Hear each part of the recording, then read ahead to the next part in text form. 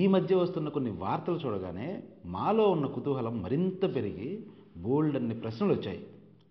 అవి మీతో పంచుకొని వాటికి సమాధానం వెతికే ప్రయత్నమే ఈ వీడియో. ఆ వార్తలు ఏంటంటే, మొన్న ఈ మధ్య విజయవాడలో ఒక పెద్ద హిందూ శంఖారావ సభ జరిగింది. ఆ సభలో వచ్చిన ప్రధాన డిమాండ్ ఏంటంటే, హిందూ దేవాలయాలన్నిటినీ ప్రభుత్వం అధీనంలో నుండి, అంటే ఎండోమెంట్ డిపార్ట్మెంట్ నుంచి తప్పించి హిందువులకు ఇచ్చేయాలి అని. ఇదిలా ఉంటే చిలుకూరి బాలాజీ గుడి ధర్మకర్తలు ఒక న్యూస్ ఛానల్లో మాట్లాడుతూ ఆ గుడిని ఎండోమెంట్ పరిధిలోకి తీసుకురండి మహాప్రభు అని మొరపెట్టుకుంటున్నారు. ఇంకో పక్కన నేను ఇక్ష్వాకు గోత్రస్తుణ్ణి, కలియుగంలో రామరాజ్యం స్థాపించడానికి దేవాలయాలన్నీ నాకే సపోర్ట్ చేయాలని, సపోర్ట్ అంటే తెలిసిందేగా, వీరరాఘవరెడ్డి అనే మరొకతను వింత కోరుతున్నాడు.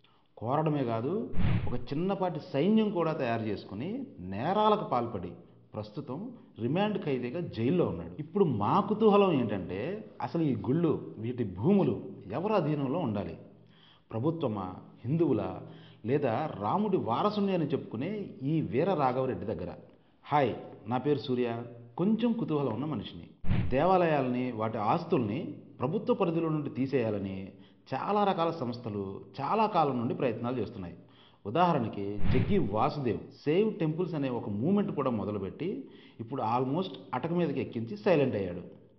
అలానే చాలా అర్చక సంఘాలు, కొన్ని హిందూ సంఘాలు ఇటువంటి డిమాండ్నే తరచూ చేస్తూ ఉంటాయి. ఇక్కడ పాయింట్ ఏంటంటే, వీళ్ళ డిమాండ్ ఎప్పుడు బాగా ఆదాయం వచ్చే లేదా బోల్డ్ అన్ని భూములు ఉండే దేవాలయాల గురించే ఉంటుంది, కానీ ప్రజలు పెద్దగా వెళ్ళని, అంతగా పాపులర్ కానీ గుళ్ళ గురించి ఎవరూ అడగరు.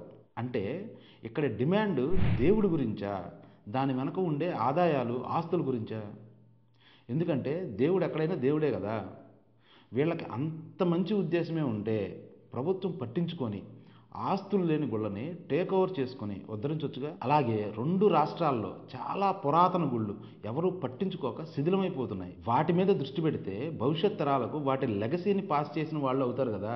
ఇవేమీ చేయకుండా, అసలు ఏ పని మొదలు పెట్టకుండా మాకు తిరుపతి ఇచ్చేయండి, యాదాద్రి ఇచ్చేయండి, సింహాచలం ఇచ్చేయండి అనడం ఏ రకంగా కరెక్టు? దానికి తోడు ఎండోమెంట్ డిపార్ట్మెంటు ప్రభుత్వ పరిధిలో ఉంటుంది.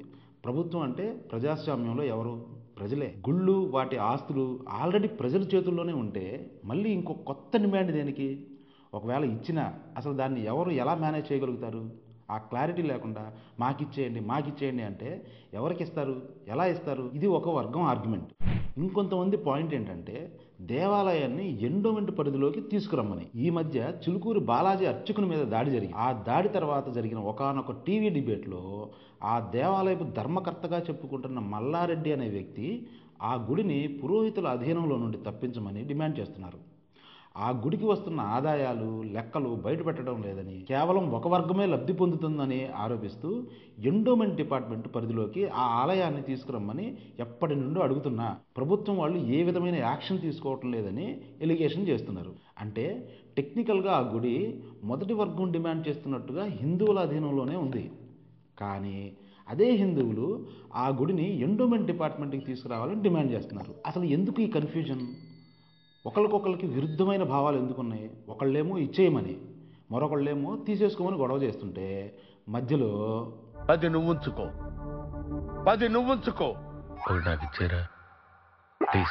వీడు ఒకడు ఎంటర్ అయ్యాడు.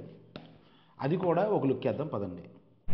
తాను సాక్షాత్తు శ్రీరామునికి చెందిన ఇక్ష్వాకు వంశస్థునని, కలియుగంలో రామరాజ్యం తీసుకొస్తానని, దేశంలో ఉన్న గుళ్ళన్నీ తన అధీనంలోకి రావాలి అన్నట్టు వీర రాఘవరెడ్డి అనే వ్యక్తి డిమాండ్ మొదలుపెట్టాడు.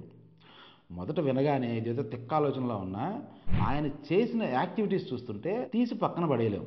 మనిషికి 20,000 జీతం ఇస్తానని చెప్పి కూలీ పని చేసుకునే వాళ్ళని రిక్రూట్ చేసుకోవడంతో పాటు ఆలయాలని విజిట్ చేసుకుంటూ చాప కింద నీరులా మెల్లిగా పనులు చేసుకుంటూ పోతున్నాడు. చిలుకూరి బాలాజీ అర్చకుని మీద దాడి చేసేదాకా ఎవరు ఇతని మీద పెద్దగా ఫోకస్ పెట్టలేదు.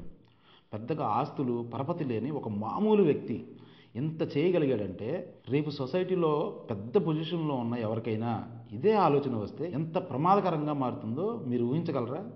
చాలామందికి తెలియని విషయం ఏంటంటే, దేవుని దగ్గరికి వచ్చేసరికి కులం కంటే గోత్రం చాలా విలువైంది. అందుకే పూజకి గోత్రం అడుగుతారు, పెళ్లికి కూడా గోత్రం ఖచ్చితంగా చూస్తారు. ఇంటర్ కాస్ట్ మ్యారేజ్లు జరుగుతాయేమో కానీ ఒకే గోత్రపు పెళ్లిళ్ళు జరగడం మాత్రం చాలా అరుదు. ఇదంతా ఎందుకు చెప్తున్నామంటే ఈ వీర రాఘవరెడ్డి తన అథారిటీ ఎస్టాబ్లిష్ చేసుకోవడానికి ఈ గోత్రాన్ని తెగ వాడుకుంటున్నాడు. కాబట్టి ఇలాంటివన్నీ వాడుకొని రేపు పుట్టగొడుగుల్లో చాలామంది వీర రాఘవరెడ్డిలు వచ్చే అవకాశం లేకపోలేదు. కాబట్టి మనమందరం చాలా అలర్ట్గా ఉండాలి. లేకపోతే దేవాలయాలు అసాంఘిక కార్యకలాపాలకు అడ్డాగా మారే అవకాశం లేకపోలేదు. ఆ పరిస్థితే వస్తే కొన్ని లక్షల దేవాలయాలు ఉన్న మన దేశం ఎలా తయారవుతుందో మీరే ఊహించుకోండి. ఇప్పుడు చెప్పండి, దేవాలయాలని వాటి ఆస్తుల్ని ఏం చేద్దాం? ఒకళ్ళేమో హిందూ సంస్థలకు ఇవ్వమని, మరొకళ్ళేమో ఎండోమెంట్కి ఇవ్వమని. ఇవన్నీ కాదు, నేను ఇక్ష్వాకు వంశస్థుని, భూమి అంతా మాదే, మాకే కావాలని ఇంకొకళ్ళు. ఇలా ఎవరికి తోచిన ఐడియాలతో వాళ్ళు ఓన్ చేసుకోవడానికి ప్రయత్నాలు చేస్తున్నారు. ఒక మంచి గుడిని కానీ దాని ఆస్తుల్ని కానీ ప్రభుత్వం దగ్గరే ఉండనిద్దామా, లేదా వీర రాఘవరెడ్డి లాంటి వాళ్ళకి వదిలేద్దామా? మీరే చెప్పండి. ఒక వ్యక్తికో ఒక హిందూ సంస్థకో కొన్ని వేల కోట్ల ఆస్తుల్ని ఇచ్చేస్తే ఒక 10 ఏళ్లలో అవి పులిహార అవ్వనే గ్యారెంటీ ఉందా? చెప్పండి. ఇట్లాంటి చాలా ప్రశ్నలకి సమాధానాలు ఇంకా రాలేదు. మీకేమన్నా ఐడియాలు వస్తే కనుక కింద కామెంట్ చేయండి. ఇలా దేవాలయాల మీద వాటి ఆస్తుల మీద ప్రజలు కన్నెందుకు పడుతుంది అసలు? మా దృష్టిలో ఒకానొక కారణం ప్రజలకి సరైన ఉపాధి లేకపోవడం. 10th ఫెయిల్ అయిన వాళ్ళని రిక్రూట్ చేసుకుని ఇతను చేసిన దందా చూస్తుంటే అర్థం అవట్లేదా? ప్రజలకి మంచి చదువులు మంచి ఉపాధి ఉంటే ఇలాంటి వాళ్ళ ఆటలు సాగవు. ప్రభుత్వాలు అందరికీ తగినన్ని జాబులు క్రియేట్ చేసి వారికి స్వతంత్రంగా బతికే అవకాశం కల్పిస్తే ఇట్లాంటి వాళ్ళ దగ్గరకు వెళ్లాల్సిన ఒత్తిడి వారి మీద పడకపోవచ్చు, క్రిమినల్స్గా మారాల్సిన అవసరమూ రాకపోవచ్చు. కానీ ప్రభుత్వాలు ఆ ప్రయత్నాలేమీ చేయకపోగా మత రాజకీయాలను ఇంకా ఎంకరేజ్ చేస్తున్నట్లు అనిపిస్తుంది. ఒప్పుకుంటారుగా? ప్రజాస్వామ్యంలో ప్రతి సామాజిక అంశం మీద ఒపీనియన్ చెప్పే హక్కు మనకందరికీ ఉంది. మరి ఆ హక్కుని వినియోగించుకోకపోతే ఎలా? అందుకే ఈ వీడియో. మరో వీడియోతో మళ్ళీ కలుద్దాం. బాయ్.